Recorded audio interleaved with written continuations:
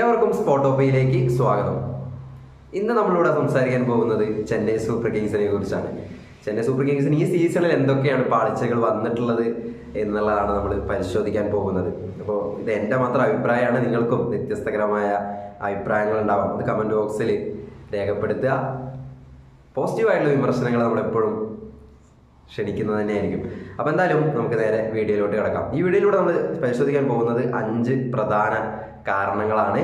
അപ്പോൾ നമ്മൾ ആദ്യം പോകുന്നത്, ഒന്നാമത്തെ കാരണം എന്ന് പറയുന്നത് പരിക്കുകൾ തന്നെയാണ്. അതിപ്പോൾ എല്ലാ ഫാൻസുകാർക്കും അറിയാവുന്ന ഒരു കാര്യം തന്നെയാണ്. ചെന്നൈ സൂപ്പർ കിങ്സിന് പരിക്കുകൾ ഒരുപാട് വലച്ചിട്ടുണ്ട് എന്നുള്ളത്. ഫിസ്, ഡേവൺ കോൺവേ, മതീഷ് പതിരാണ, ദീപക് ചഹാർ, അങ്ങനെ ഒരുപാട് പരിക്കുകളുടെ ഒരു നിര തന്നെ നമുക്ക് കാണാൻ പറ്റും. അതോടൊപ്പം തന്നെ മോയിൻ അലിയുടെ നിർണായക ഘട്ടത്തിലുള്ളൊരു തിരിച്ചുപോക്കും. അപ്പോൾ എല്ലാം പാടെ ചെന്നൈ സൂപ്പർ കിങ്സിന് അടിയോട് അടിയായിരുന്നു. ഒരടിക്ക് ഒരു ഭാഗത്ത് നീട്ടി അടുത്തടി വേറൊരു ഭാഗത്ത് നിന്ന് കിട്ടുന്ന രീതിയിലായിരുന്നു ചെന്നൈ സൂപ്പർ കിങ്സിൻ്റെ ഈ സീസണിലുടനീളമുള്ളൊരു പോക്ക് എന്ന് പറയുന്നത്. അങ്ങനെ ഒരുപാട് പരിക്കുകൾ അവരെ നല്ല രീതിയിൽ ബാധിച്ചിട്ടുണ്ട്. പ്രത്യേകിച്ച് ചെന്നൈ സൂപ്പർ കിങ്സ് ആരാധകർ പോലും അവർക്ക് ഈ തോൽവിയും ഈ പ്ലേ ഓഫിൽ കയറാത്തതൊന്നും വിശ്വസിക്കാൻ പറ്റാത്തതിൻ്റെ മെയിൻ കാരണവും ഈ ഒരു പരിക്കുകൾ തന്നെയാണ്. കാരണം എല്ലാ ആരാധകരും പറയുന്നത് പരിക്കുകൾ കൊണ്ട് തന്നെയാണ് അവർ ഈ സീസണിൽ മോശം പ്രകടനം നടത്തിയിട്ടുള്ളത് എന്നുള്ളതാണ്. അതുതന്നെയാണ് സ്പോട്ടോപ്പയുടെ നിരീക്ഷണവും.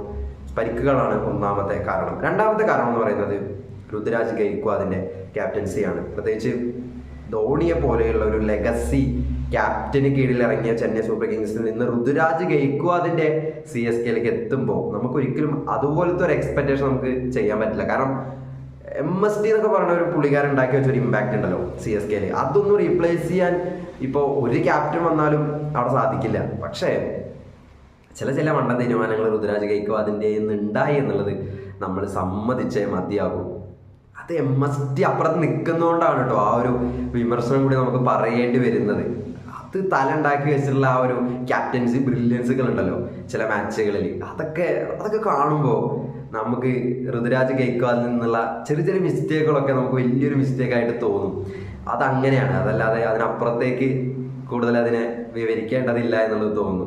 ഒന്നാമത്തെ കാരണം എന്ന് പറയുന്നത് സ്പിന്നേഴ്സിനെ ഋതുരാജ് നല്ല രീതിയിൽ ഉപയോഗിച്ചിട്ടില്ല എന്നുള്ളതാണ് എനിക്ക് തോന്നിയിട്ടുള്ളത്. പലപ്പോഴും ചേസിങ്ങിലൊക്കെ വരുമ്പോൾ സ്പിന്നേഴ്സിനെ മോശമായ രീതിയിൽ തന്നെയാണ് ഉപയോഗിച്ചിട്ടുള്ളത്. പ്രത്യേകിച്ച് ചെപ്പോക്കിനെ പോലുള്ള ഒരു സ്റ്റേഡിയത്തിൽ സ്പിന്നേഴ്സിനെ നല്ല രീതിയിൽ അനുകൂലിക്കുന്ന ഒരു പിച്ചിൽ സ്പിന്നേഴ്സിന്റെ പ്രകടനം മോശമായി പോയിട്ടുണ്ട്. അത് സ്പിന്നേഴ്സിനെ കൃത്യമായ രീതിയിൽ കൊണ്ടുവരാത്തതാണ്. പിന്നെ പല രീതിയിലുള്ള ഫീൽഡിംഗ് പൊസിഷൻസ് ഒക്കെ വിമർശനാത്മകമായിട്ട് തോന്നിയിട്ടുണ്ടായിരുന്നു. ഒരുപാട് വിമർശനങ്ങൾ ഋതുരാജ് ഗെയ്ക്വാദിന് ആ രീതിയിലും കേട്ടിട്ടുണ്ടായിരുന്നു. പ്രത്യേകിച്ച് സ്റ്റോയിനസിന്റെ ഒരു അടി ഉണ്ടല്ലോ LSTക്കെതിരെ CSK കളിച്ച ഒരു കളി, അതിൽ ഋതുരാജ് ഗെയ്ക്വാദിന്റെ ക്യാപ്റ്റൻസി എത്ര ബ്ലണ്ടർ ഉണ്ട് എന്നുള്ളത് റിവീലായ ഒരു മത്സരമാണ്. ആ ഒരു മത്സരം വിജയിച്ചിരുന്നുവെങ്കിൽ ചെന്നൈ സൂപ്പർ കിങ്സിന്റെ അവസ്ഥ അതായിരുന്നില്ല. നേരത്തെ പ്ലേ ഓഫിൽ അവർ കയറിയിരുന്നു. അപ്പോൾ അങ്ങനത്തെ ഒരുപാട് ബ്ലണ്ടറുകൾ ഋതുരാജ് ഗെയ്ക്വാദിന്റെ ഇടയിൽ നിന്ന് ഉണ്ടായിട്ടുണ്ട്. മൂന്നാമത്തെ കാര്യം പാളിപ്പോയത് ഓപ്പണിംഗ് ആണ്.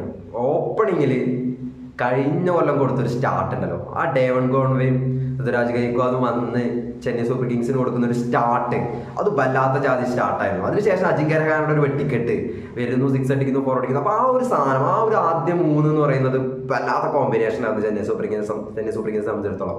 അത് നല്ല രീതിയിൽ കഴിഞ്ഞ സീസണിൽ ഇമ്പാക്റ്റ് ആയിരുന്നു. പക്ഷേ ഈ ഒരു സീസണിൽ എത്തുമ്പോൾ അവർ ഒരുപാട് മാറ്റങ്ങൾ കൊണ്ടുവന്നു. ഋതുരാജ് ഗെയ്ക്വാദിനെ കൊണ്ടുവന്നു, രച്ചിൻ രവീന്ദ്രൻ ഓപ്പൺ ചെയ്തു. അതിനുശേഷം അജിങ്ക്യ രഹാന വരുന്നു, ഋതുരാജ് ഗെയ്ക്വാദ് മൂന്നാമതായിട്ട് വരുന്നു. അപ്പോൾ അങ്ങനെ ഒരു ഡിസോർഡർ ആ ഓപ്പണിംഗ് പെയറിൽ തന്നെ ഉണ്ടായിട്ടുണ്ട്.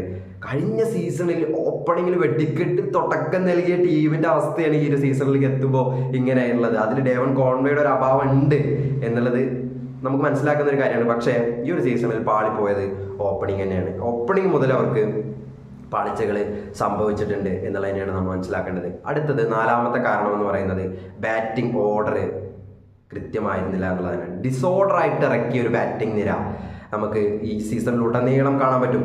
പ്രത്യേകിച്ച് അത് വിജയിച്ചിരുന്നുവെങ്കിൽ നമുക്ക് ഈ വിമർശനങ്ങൾ ഉന്നയിക്കേണ്ടി വരില്ല, അല്ലെങ്കിൽ ഇങ്ങനത്തെ ഒരു കാര്യങ്ങൾ നമ്മൾ ഉയർത്തെടുക്കേണ്ടി വരില്ല. പക്ഷേ അവരുടെ ബാറ്റിംഗ് ഓർഡറിൽ വരുത്തിയ മാറ്റങ്ങൾ ടീമിൻ്റെ ടോട്ടാലിറ്റിയെ ബാധിച്ചിട്ടുണ്ട്.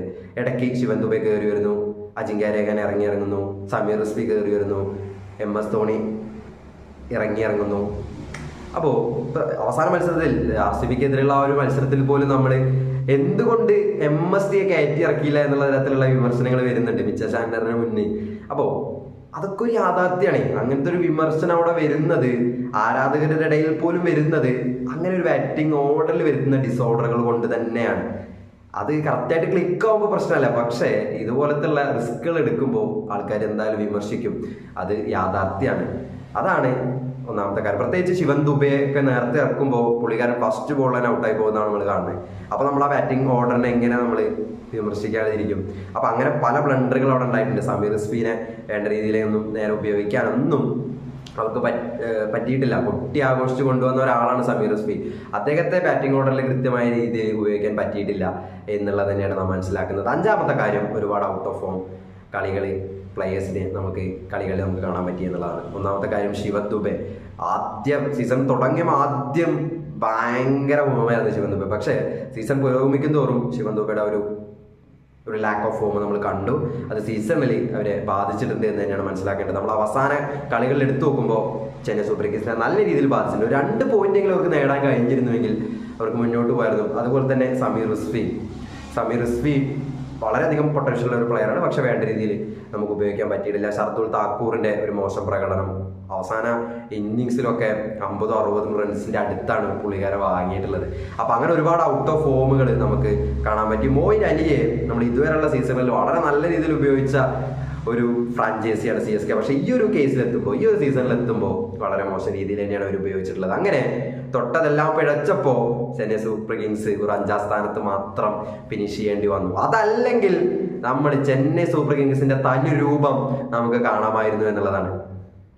പരിക്കുകൾ, ഇതുപോലത്തെ ഒരുപാട് കാര്യങ്ങളൊക്കെ ചെന്നൈ സൂപ്പർ കിങ്സിനെ ബാധിച്ചിട്ടുണ്ട് എന്ന് തന്നെയാണ് നമ്മൾ മനസ്സിലാക്കുന്നത്.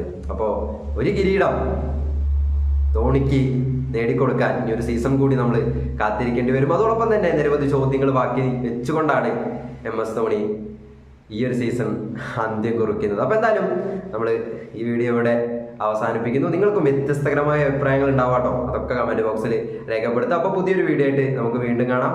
അപ്പോൾ വീഡിയോ ഇഷ്ടപ്പെട്ട് കഴിഞ്ഞാൽ ഒന്ന് ലൈക്ക് ചെയ്തേക്കുക, ചാനൽ സബ്സ്ക്രൈബ് ചെയ്യുന്ന കാര്യം മൈൻഡിൽ വെച്ചേക്കുക. അപ്പോൾ ഗുഡ് ബൈ.